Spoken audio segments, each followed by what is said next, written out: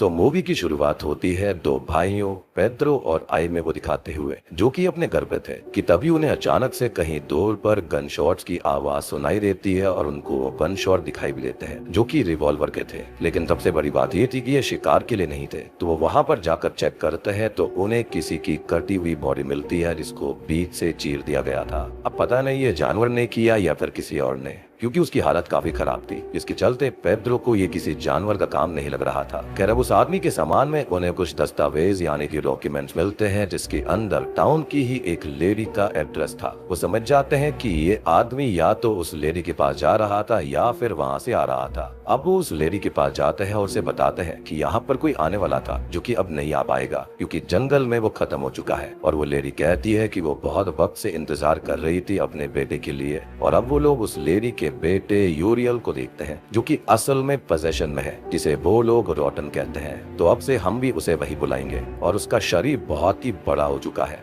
अंदर बाहर से बुरी तरह से सड़ रहा है और बस वो मर नहीं रहा, यानी कि उसे आराम नहीं मिल रहा। और उसे ऐसे मार भी नहीं सकते क्योंकि इससे ईविल स्प्रेड हो सकता है, किसी और को पजेस कर सकता है। और उसके लिए प्रोफेशनल क्लीनर मतलब कि एग्जॉर्सिस्ट चाहिए होगा जो कि ईविल के साथ ही यूरियल को भी खत्म कर पाए और वो स्प्रेड ना हो। क्योंकि देखो सिंपल सी बात है, ईविल के लिए तो इंसानी शरीर एक तरह से एक घर है जिसको कभी बदल सकता है। तो खाली घर को जलाने से काम नहीं चलेगा क्योंकि वहाँ से वो बचकर भाग सकता है, इसलिए दोनों को साथ में ही खत्म करना पड़ेगा। अब वो लेडी और उसका छोटा बेटा बहुत परेशान थे, जिन्होंने 1 साल पहले से रिपोर्ट डालकर रखी हुई है मदद के लिए। लेकिन मदद में इतना टाइम लगा और क्लीनर भी आ रहा था लेकिन वो अब नहीं रहा। यानी कि इन भाइयों को शुरुआत में जिस व्यक्ति की बॉडी मिली थी वो यही क्लीनर था। लेकिन अभी भी ये बात क्लियर नहीं है कि उसे किसने मारा, क्यों मारा, उसके साथ में क्या हुआ कि उसकी इतनी बुरी हालत थी। तेरा पेड्रो और आइमे पहले तो पुलिस अथॉरिटी जाते हैं, जहाँ से वो लोग उन्हें ये कह देते हैं कि ये पोजेशन वाले और रॉटन वाले मैटर्स वो लोग नहीं संभालते, ना ही देखते हैं। और फ्रैंकली वो इस मैटर में कुछ भी हेल्प नहीं कर सकते।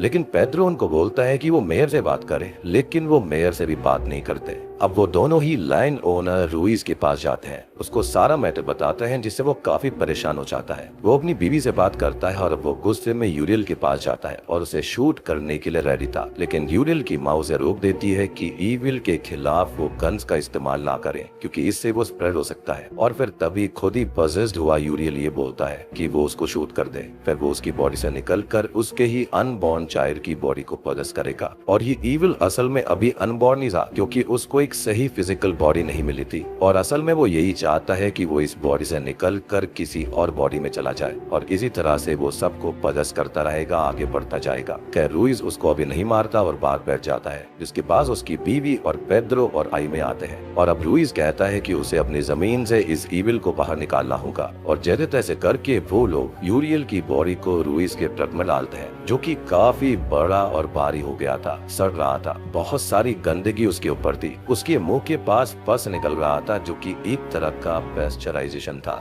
जो कि ये दर्शाता है कि ईविल डीमंस या फिर डेविल इंसान की कैसी हालत कर देते हैं। उनकी एनर्जी इतनी काली होती है, इतनी डार्क होती है कि इंसानी शरीर उसको कंटेन नहीं कर पाता। खैर अब वो लोग उसे टाउन से 300 से 400 किलोमीटर दूर छोड़ने जा रहे थे। लेकिन तभी रास्ते में उनकी कार एक बच्चे को हिट करते करते बचती है, जिससे कि वो कार थोड़ी सी लड़खड़ा जाती है। और जब वो लोग कार को देखते हैं तो उसके अंदर यूरियल था ही नहीं, जो कि खुद कहीं जंप कर गया होगा। हालांकि उसके भारी भरकम शरीर को देखकर ऐसा लगता है कि वो 1 इंच भी खुद को नहीं ला सकता। तो हो सकता है कि शायद कहीं पर वो गिर गया होगा उछलकर। अब वो लोग वापस टाउन की तरफ आ जाते हैं और सब अपने काम में लग जाते हैं। और उनका सामना ईविल से हुआ था जिसे ऐसे भरा तो नहीं सकते थे। और अब उनकी खुद की जिंदगी या फिर ये पूरा का पूरा टाउन नर्क बनने वाला था, जो कि हम आगे देखेंगे। क्योंकि अब हमको पता चलेगा कि जब ईविल आसपास घूमता है, घात लगाता है, तो क्या होता है। इसका मतलब होता है व्हेन ईविल लर्क्स, और वही इस मूवी का नाम है। तो बेसिकली हम ये समझ सकते हैं कि इन्होंने यूरियल जिसके अंदर ईविल था उसको खो दिया था और अब वो यहाँ पर लोगों का शिकार करने वाला था। तो सबसे पहले हम रूइस और उसकी वाइफ को देख पाते हैं जो कि अपने फार्म पर थे। वो दोनों देखते हैं कि उनकी एक बकरी पजेस हो चुकी है और वो दोनों परेशान हो जाते हैं। रूइस तभी उस बकरी के ऊपर गन तान देता है, जिसको उसकी बीवी रोकती है कि ईविल या फिर डीमंस के खिलाफ बंदूकों का इस्तेमाल नहीं करना होता क्योंकि इससे रॉटर का पोजेशन फैल सकता है और अगर वो उसे शूट कर देगा तो सजा उनको भी मिलेगी और वो ईविल उन पर भी अटैक करेगा, लेकिन परेशान हुआ रूइज उस गोट को शूट कर देता है। इनफैक्ट वो ऐसा खुद भी नहीं करता। एक तरह से वो जो गोट होती है वो उसकी गन पर अपना ही मुंह उड़ा देती है, जैसे कि डीमन खुद सामने से बोल रहा हो कि तुम मुझे शूट करो तो मैं भी तुम्हें मारूंगा। इनडायरेक्टली ईविल ये कहना चाहता था कि तुम ऐसा नहीं भी करोगे तब भी तुम मरोगे। और शूट होते ही ईविल भी अपना काम कर देता है, जहाँ पर उसकी प्रेग्नेंट बीवी पहले उसे एक से पीट पीट कर खत्म कर देती है और अब अपने चेहरे पर बार बार उसी एक से मार कर खुद को भी खत्म करती है। और ये मंजर देखने में बहुत ही डरावना था। और ये बात ईविल ने कही थी कि वो उसके बच्चे को पदस करेगा, उसकी बीवी को पदस करेगा, और उसने ऐसा ही किया। अब तभी हम पेड्रो और आइमियो को देखते हैं जो कि परेशान अपने घर पर थे कि तभी वहाँ पर यूरियल का भाई आता है जो कि उनसे ये कहता है कि उसकी माँ गायब है और वो रूइज के घर भी गया था जहाँ पर उसकी बीवी और वो मरे पड़े हैं। वो परेशान और काफी डरा हुआ था। वो उनसे कहता है कि उसे आज रात के लिए पनाह चाहिए होगी। इस पर आइमियो तो मना करता है, लेकिन पेड्रो उसे बाढ़ में रुकने के लिए कह देता है। हालांकि उसके पास गन भी थी जो कि वो लोग ले लेते हैं और वो उनसे कहता है कि वो इलेक्ट्रॉनिक लाइट्स का इस्तेमाल ना करे क्योंकि वो ईविल को शहरों देती है, लेकिन फिलहाल वो उसकी बात पर ध्यान नहीं देते। अगले सीन में वो दोनों भाई शहर छोड़ने की तैयारी करने लगते हैं। कोई भी सामान नहीं उठाते क्योंकि एक छोटी चीज पर ईविल का अंश हो सकता था। ये थोड़ा अलग टाइप का ईविल है जो कि उनकी और उनके लव्ड वंस की जान ले लेगा। तभी पेड्रो अपनी एक्स वाइफ सबरीना के घर पर रुकता है जिससे वो 4 साल पहले ही अलग हो गया था, जो कि अब उसके 2 बच्चों के साथ अपने नए हस्बैंड लियो के साथ रहती है, जिससे उसकी एक बेटी भी है। अब पेड्रो सबको यहाँ से जाने की तैयारी करने गए बोलता है। वो उनको सारी बात बताता है कि यहाँ पर ईविल है और अपने सारे कपड़े उतार कर साइड में रख देता है क्योंकि उस पर भी ईविल का अंश हो सकता था, जिन कपड़ों को लियो का डॉग चाटने लगता है। लेकिन टाइम रहते पेड्रो उन कपड़ों को जला देता है, लेकिन मेरे ख्याल से यहाँ पर उसे कुत्ते को आग लगानी चाहिए थी क्योंकि ईविल को उसने लिख कर लिया है। खैर वो सबरीना से कहता है कि वो दोनों बच्चों और सबको यहाँ से ले जाना चाहता है क्योंकि टाउन के अंदर एक रोटन था, लेकिन सबरीना उसकी एक बात नहीं सुनती और उससे आर्ग्यूमेंट करने लगती है, अपना गुस्सा निकालने लगती है। लेकिन तभी लियो का डॉग जिसने पेड्रो के कपड़ों को चाट लिया था वो पजेस हो जाता है। और देखो मैंने तो ये बात पहले ही बताई थी। फिर लियो की बेटी विकी पर वो हमला कर देता है और उसे खाने लगता है और उसको बाहर खींच कर ले जाता है। इसे देख सभी बहुत ज्यादा परेशान हो जाते हैं और तभी लियो और पेड्रो उसके पीछे जाते हैं उसको रोकने के लिए, पकड़ने के लिए, लेकिन अभी वो उनको नहीं मिल पाता और किसी को पता नहीं चलता कि वो कहाँ चला गया है। अब लियो का भी परेशान था। वो पुलिस को भी कॉल करता है लेकिन उससे सबर नहीं होता और वो खुद ही गन को लेकर उस डॉग और विक्की को ढूंढने निकल पड़ता है, जिसे पेड्रो समझाता भी है कि उस डॉग पर गन शूट ना करे। लेकिन ऐसी सिचुएशन में इंसान सोचने समझने की शक्ति खो देता है जब बात बच्चों पे आती है और इवेंचुअली लियो उस डॉग को शूट कर ही देता है। अब जो नहीं करना था वही हो चुका था, तो पेड्रो समझ जाता है कि उसे अपने दोनों बेटों को लेकर यहाँ से निकलना होगा और वो वापस घर आता है तो सबरीना के पास विक्की भी आ चुकी थी, वो भी एकदम सही सलामत हालत में, और ये देखकर वो शॉक हो जाता है। खैर अब यहाँ पर वो एक पल भी नहीं रुक सकता था, तो वो अपने दोनों बेटों जायर और संतीनो को लेकर यहाँ से निकलने लगता है, जहाँ पर हम देखते हैं कि विक्की सबरीना से ये बोलती है कि वो मरने वाली है, डैड कार लेकर आएंगे और उसे कुचल देंगे। अब पेड्रो तभी सबरीना की कार में दोनों बच्चों को बैठाता है, उन्हें ले जाने लगता है कि तभी वो लियो की कार को आता हुआ दिखता है जो कि सबरीना को सीधा हिट कर देता है और ऐसे में बचेगी तो वो बिल्कुल भी नहीं,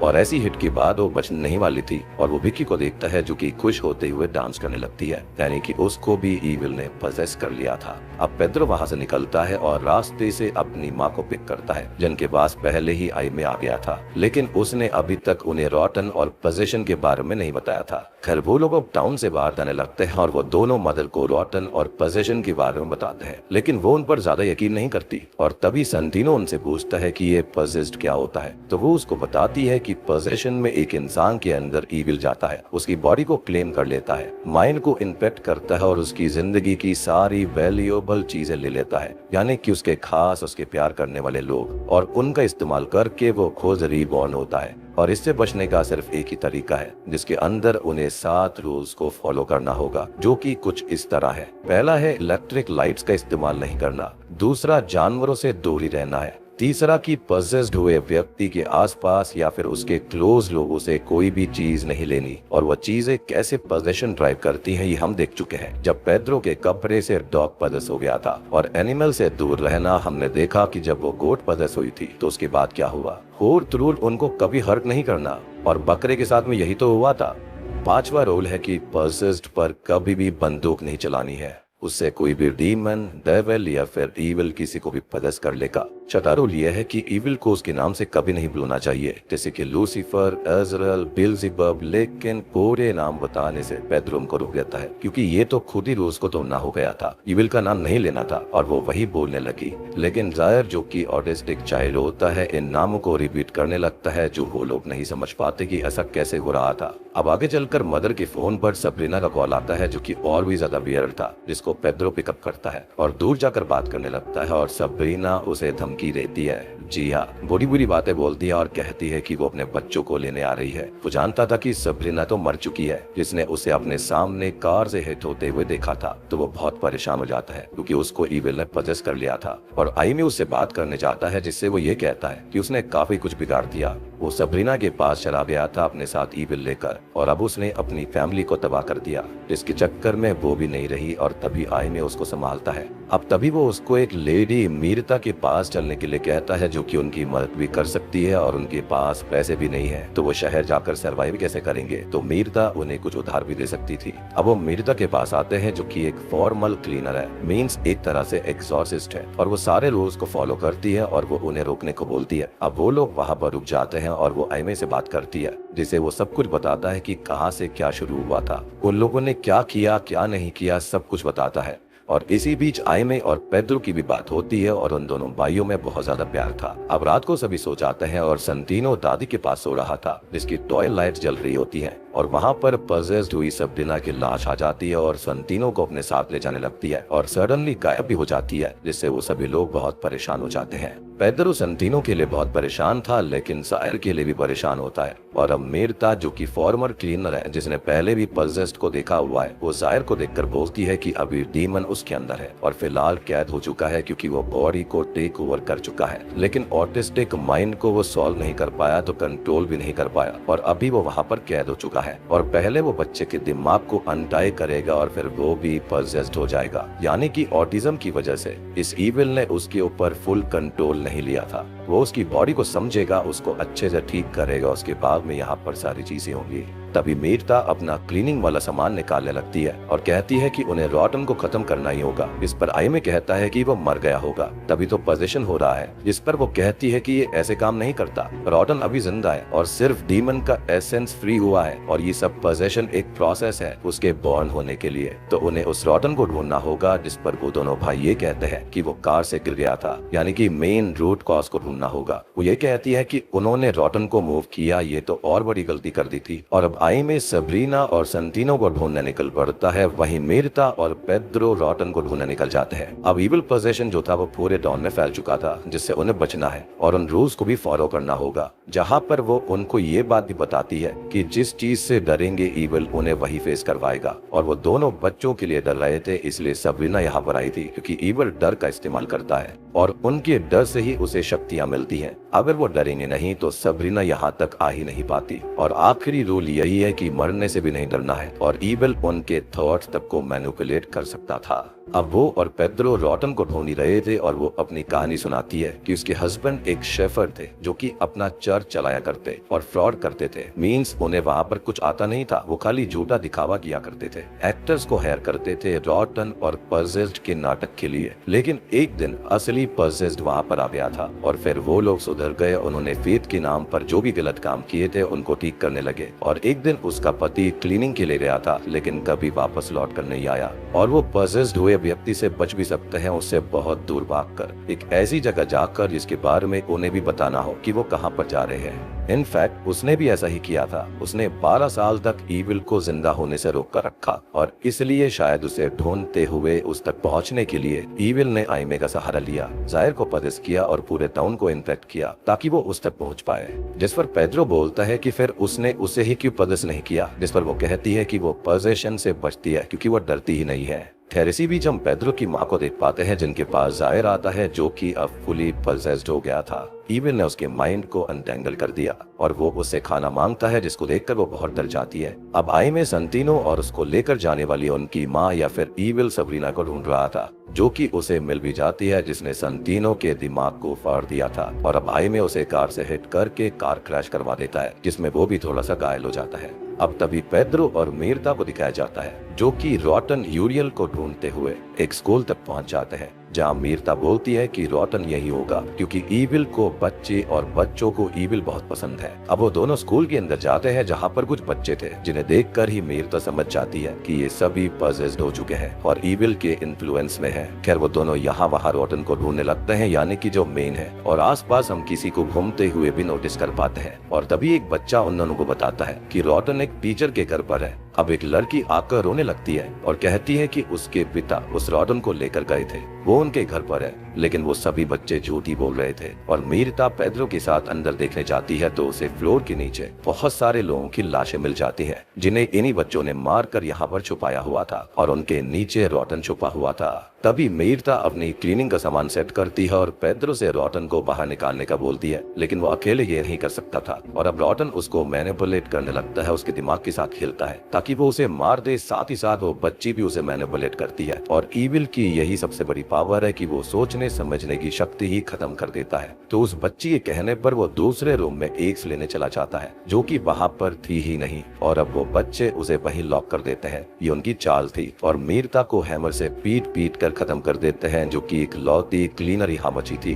खैर वो ग्लास तोड़कर डोर अनलॉक करता है और बाहर आता है और रॉटन को देखता है और गुस्से में उसे खत्म कर देता है और इस तरह ईविल का काम पूरा हुआ और अब वो फिजिकल फॉर्म में बॉर्न हो जाता है और पेड्रो के सर पर हाथ फेरता है क्योंकि उसने ही उसे पैदा होने में मदद करी थी। जी हाँ, वो तो चाह रहा था कि वो यूरियल की बॉडी से निकलकर पूरी तरह जिंदा हो जाए। इसको ऐसे समझते हैं कि जो ईविल है ना, ये अलग अलग लोगों को पदस्थ कर रहा था, उनसे उनकी शक्ति चुरा रहा था और अब यहाँ पर वो वाकई में बॉर्न हो चुका है। खैर वो बाहर दुनिया में तबाही मचाने के लिए निकल जाता है। अब पेड्रो घर आ जाता है और आइमे भी घर आ चुका था और वो दोनों हार मान गए थे क्योंकि उनको पता था कि ईविल अब बॉर्न हो चुका है और अब शहर या फिर कहीं और जाने में कुछ भी फायदा नहीं। ये सारा का सारा इन्फेक्शन और ईविल हर जगह फैलेगा। बेसिकली इन्होंने हार एक्सेप्ट कर ली थी। अब तभी इनको एक बात याद आती है कि इन्होंने यूरियल के भाई को बार ने बंद किया हुआ था, यानी कि छुपा के रखा था। तो आइमे यूरियल के भाई के पास जाता है और दोस्तों अभी यहाँ पर खुलते हैं इस मूवी के सबसे भयानक असली पत्ते। वो उनको ये बताता है कि उसे एक दिन आवाज आई और आवाज ये थी कि उस क्लीनर को खत्म कर दो जो कि यूरियल को ठीक करने आ रहा था। उस आवाज ने कहा कि उसे काट दो और खा जाओ और उसने अपनी माँ के साथ भी वैसा ही किया था, यानी कि उसने अपनी माँ को मारा। और शुरुआत में जो क्लीनर इनको बुरी हालत में मिला था, जिसकी बॉडी बीच से चीर दी गई थी, उसको किसी और ने नहीं बल्कि यूरियल के भाई ने ही खत्म किया। खैर अब तभी हम पेड्रो को देख पाते हैं जो कि जाहिर को आइसक्रीम देकर नहाने चला जाता है और एक शॉकिंग चीज ये थी कि उसके सर पर उस ईविल ने अपने हाथ रखे थे तो उसके फिंगर के जो निशान थे ना वो हट ही नहीं रहे थे क्योंकि अब परमानेंट हो चुके थे। अब जाहिर कफ करता है जिसके गले में कुछ अटक चुका था और तभी पेड्रो देखता है कि वो तो पाल और पेड्रो की माँ का लॉकेट है जिसे जाहिर ने असल में खा लिया था पजेस होकर। और अब पेड्रो पूरी तरह टूट कर रोने लगता है और इसी के साथ में ये मूवी यहीं पर खत्म हो जाती है। तो दोस्तों ये थी व्हेन ईविल लर्क्स फिल्म की कहानी। तो दोस्तों उम्मीद करता हूँ कि आपको यह डिफरेंट कॉन्सेप्ट वाली फिल्म पसंद आई होगी। पसंद आई है तो वीडियो को लाइक कर देना, चैनल के ऊपर नए हैं तो सब्सक्राइब कर लीजिए ताकि आप तक ऐसा ही एंटरटेनिंग कंटेंट आता रहेगा। कमेंट करके जरूर बताना कि आपकी इस फिल्म के बारे में क्या राय है। वीडियो को शेयर करना बिल्कुल मत भूलना। तो मैं आप सबको मिलता हूँ अगली वीडियो के साथ में।